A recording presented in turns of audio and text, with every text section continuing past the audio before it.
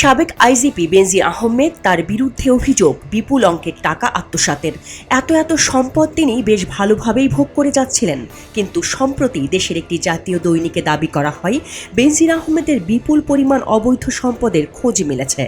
এরপর থেকেই আলোচনায় সাবেক এই আইজিপি। জাতীয় ওই দৈনিকে বেনজিরের ঘরে আলাদিনের চেরাগ শিরোনামে একটি প্রতিবেদন প্রকাশ করা হয়, যেখানে তার নানা অর্থ সম্পদের বিবরণ তুলে ধরা হয়। মূলত এই খবরের পর থেকেই নড়েচড়ে বসে সবাই। এরপর থেকে থলের বিড়াল বেরোতেই থাকে, এমনকি এখনও আরও সম্পদের খোঁজ পাওয়া যেতে পারে বলেও ধারণা করছেন অনেকে। এত সম্পদ আত্মসাৎ যিনি করেছেন তাকে ঠিক কী ধরনের শাস্তি বা কিভাবে আইনের আওতায় আনা হয়, এ কথা জানতে বলা যায় পুরো দেশবাসী মুখিয়ে আছে। অনেকের প্রশ্ন, দুর্নীতির অভিযোগে সাবেক আইজিপি বেনজির আহমেদকে কি গ্রেপ্তার করা হবে? দুর্নীতি দমন কমিশনের আইনজীবী খুরশিদ আলম খান বলেছেন, এটা অনুসন্ধানকারী দলের কর্মকর্তাদের উপর নির্ভর করছে। এই মুহূর্তে এ ব্যাপারে কিছু বলা যাচ্ছে না, তবে প্রয়োজন মনে করলে আদালতে বেনজির আহমেদের বিদেশ যাত্রায় নিষেধাজ্ঞা চাইবেন তদন্ত কর্মকর্তারা।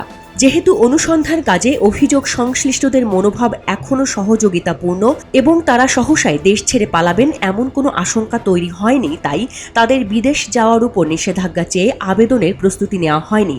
তবে পরিস্থিতি তৈরি হলে যে কোনো সময় এই আবেদন করা হবে। দুদক আইনজীবীর এই মন্তব্যের পর রাজধানীতে ছড়িয়ে পড়ে সাবেক পুলিশ প্রধান বেনজির আহমেদ কি গ্রেপ্তার হচ্ছেন। বেনজির আহমেদের সম্পত্তি ৮৩টি দলিল জব্দের আদেশ দেন আদালত, সঙ্গে ৩৩টি ব্যাংক হিসাব অবরুদ্ধ করার আদেশ। এর মধ্যে এসব সম্পত্তি জব্দের প্রক্রিয়া শুরু করেছে দুদক। এর দুদিন না যেতেই রবিবার বেনজির আহমেদ ও তার স্ত্রী সন্তানদের ১৯৯টি স্থাবর অস্থাবর সম্পত্তি ক্রোকের আদেশ আসে আদালত থেকে। এছাড়া রাজধানীর গুলশানের আলিশান ৪টি ফ্ল্যাট, শতভাগ এবং আংশিক মালিকানাধীন ২৩ কোম্পানির শেয়ার অবরুদ্ধ করার আদেশ দেওয়া হয়েছে। বেনজির আহমেদ ২০২০ সালের ১৫ এপ্রিল থেকে ২০২২ সালের ৩০ সেপ্টেম্বর পর্যন্ত আইজিপি ছিলেন।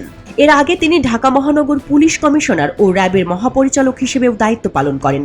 মানবাধিকার লঙ্ঘনের অভিযোগে ২০২১ সালের ডিসেম্বরে র্যাব এবং র্যাবের সাবেক ও বর্তমান যে ৭ কর্মকর্তার উপর যুক্তরাষ্ট্র নিষেধাজ্ঞা দিয়েছে, তাদের মধ্যে বেনজির আহমেদের নাম আছে। তখন তিনি আইজিপির দায়িত্বে ছিলেন। চন্দনা বিশ্বাস, খবরের কাগজ। এলো খবরের কাগজ, নিখাত, নির্ভীক, নিরপেক্ষ।